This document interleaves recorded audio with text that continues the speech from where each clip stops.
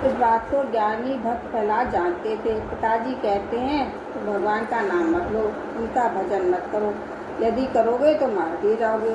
परंतु प्रहलाद जी इस बात से भयभीत नहीं होते।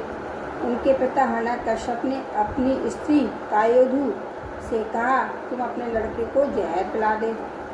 कायोधु पतिव्रता थी, उसकी गोद में प्रहलाद था और हाथ में जहर का प्याला।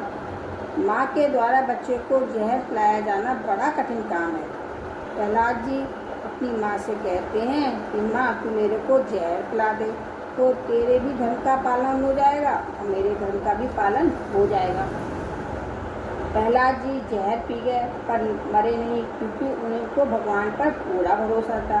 उन्होंने पिताजी की आज्ञा को भंग नहीं किया। उनको समुद्र में डुबाने लगे तो उन्होंने ये भी नहीं कहा कि मेरे को समुद्र में क्यों डुबाते हो, तो कहाँ से बच गए। तो उनके ऊपर वृक्ष और पत्थर डाल दिए गए, उनको पहाड़ से गिराया गया, हाथी से कुचलवाया गया, अस्त्र शस्त्रों से काटने की चेष्टा की गई, पर वे मरे नहीं। प्रहलाद जी ने कभी ये नहीं कहा कि आप मेरे को मारते क्यों, परंतु भगवान का भजन नहीं छोड़ा। पिताजी ने उनको शुक्राचार्य के पुत्र शार्दाश्मर्ग के पास भेजा।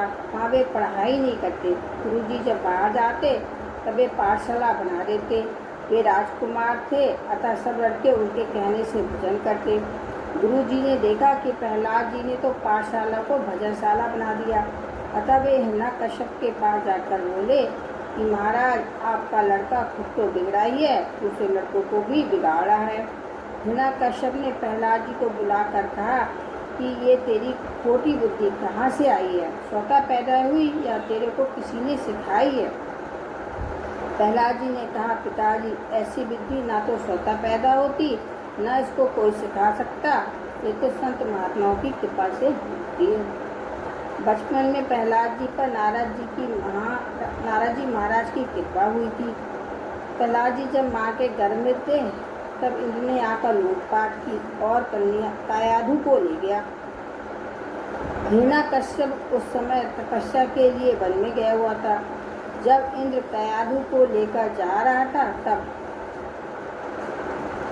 रास्ते में नारद जी मिले।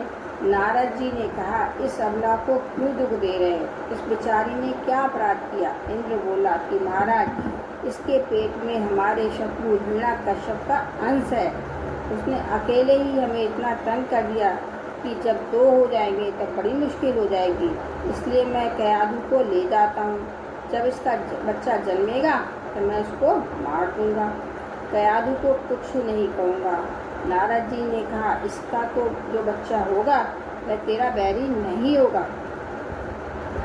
नारद जी की बात राक्षस, असुर, देवता, मनुष्य सब मानते हैं, क्योंकि वे संत जो ठहरे, संतों पर सबका विश्वास होता है। इंद्र ने उनकी बात मान ली और कायोधु को छोड़ दिया।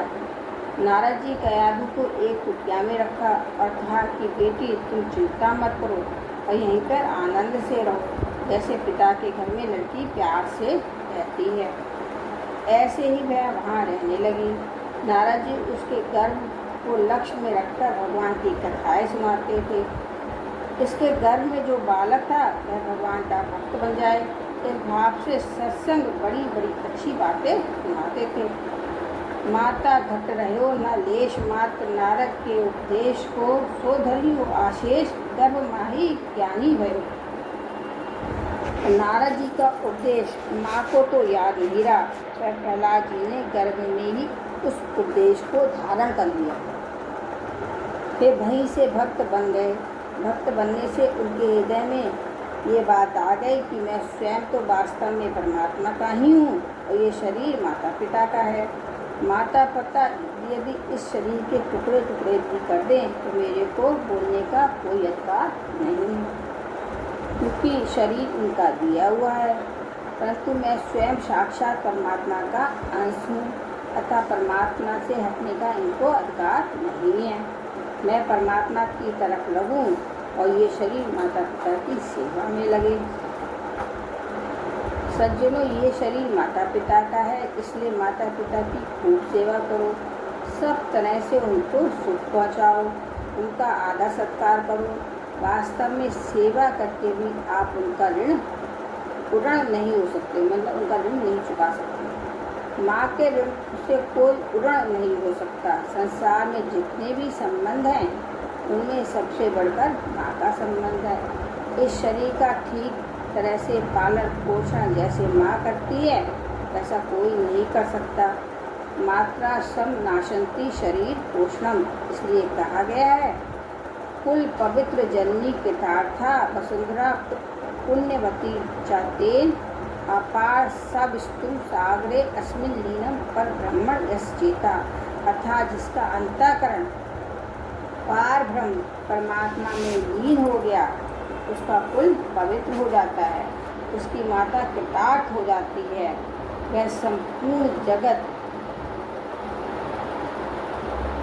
अर्थात जिसका अंतःकरण पार ब्रह्म परमात्मा में लीन हो गया हो उसका कुल पवित्र हो जाता है, उसकी माता कृतार्थ हो जाती है और वह संपूर्ण पृथ्वी महान पवित्र हो जाती है। मैंने संतों का 12वां बोलते समय सुना है कि जिस माता ने ऐसे भक्त को जन्म दिया वह धन्य है। कारण है कि बालक पर माँ का विशेष असर पड़ता है। प्रायः देखा जाता है कि माँ श्रेष्ठ होती है तो उसका पुत्र भी श्रेष्ठ होता है, इसलिए जिसका मन भगवान में लग गया उसकी माँ कृतार्थ हो जाती है। आप दान पुण्य करके बड़ा उपकार करके इतना लाभ नहीं ले सकते जितना लाभ भगवान के चरणों के शरण होने से ले सकते हो। कारण कि परमात्मा के साथ हमारा अकट्ट अटूट संबंध है। ये संबंध कभी भी टूट नहीं सकता। इस संबंध को जीव ही भूला है, भगवान नहीं भूले। इसलिए जीव के ऊपर ही भगवान की तरह चलने की जिम्मेवारी है। भगवान जो अपनी ओर से कृपा कर ही रहे हैं, चाहे वह कैसा ही क्यों ना हो, भगवान सबका पालन भरण पोषण करते हैं। पापी को भी दंड देकर सुधारते हैं, नरकों में भी डालकर पवित्र करते हैं। इस तरह भगवान तो संपूर्ण जीवों का पालन पोषण करने में, उनको पवित्र करने में लगे हुए हैं। भगवान कहते हैं सन्मुख होए जीव मोहि जबहि, जन्म कोटि अगर नासहि तबहि। जीव ही भगवान से विमुख हुआ है, इसलिए इस पर भी भगवान के सन्मुख होने की जिम्मेवारी है। जहाँ सन्मुख हुआ उसका बेड़ा पार। इसलिए हम प्रभु के चरणों की शरण हो जाएं और अपनी अहंता बदल दें कि हम परमात्मा के हैं।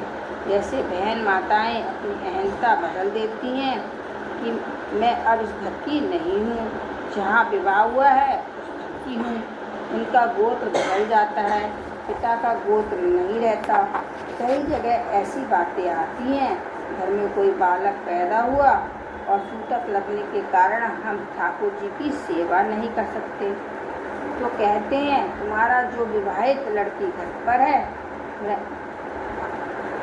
वह सेवा कर देगी, क्योंकि उसको सूतक लगता है, उसका गोत्र दूसरा है। विवाहित लड़की थोड़ी ना करती है, अविवाहित लड़की करती है। नहीं, तो जैसे विवाहित घर में रह लेती है ना, उनका गोत्र दूसरा हो गया ना। नहीं, विवाहित अब जैसे घर में तुम्हारे विवाह अगर वो आई हो तो वो कर सकते।